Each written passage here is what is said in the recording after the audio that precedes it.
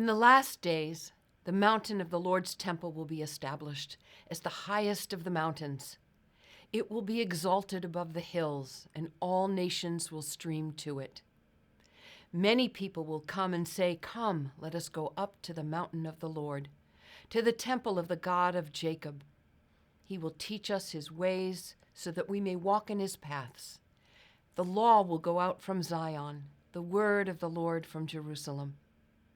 He will judge between the nations and will settle disputes for many peoples. They will beat their swords into plowshares and their spears into pruning hooks.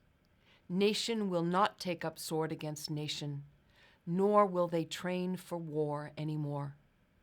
Come, descendants of Jacob, let us walk in the light of the Lord." Isaiah 2, 2-5.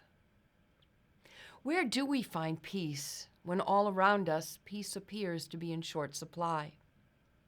As I reflect on this, the conflict in Israel and Gaza is raging.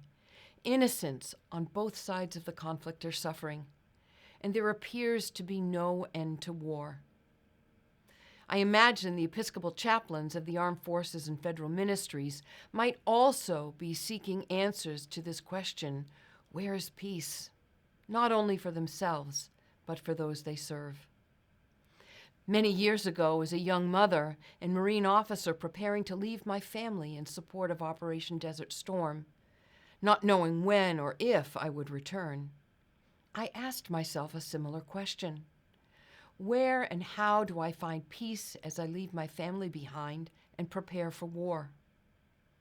I talked this over with my squadron chaplain, and he encouraged me to read the words of the prophet Isaiah found in chapter 2, verses 2-5. As I read about God's desire for creation, I was able to find a measure of hope and peace during that difficult time. In my heart, through the power of the Holy Spirit, I began to understand that war would not have the final word. I began to understand that if I wanted to experience peace, I needed to radiate peace in whatever small corner of the world I found myself.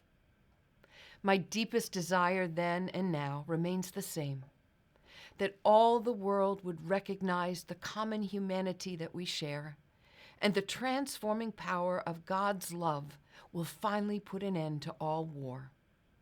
With God's help, each one of us can walk in the light of God's love and be an emissary of the Prince of Peace, for whom we wait during this season of Advent.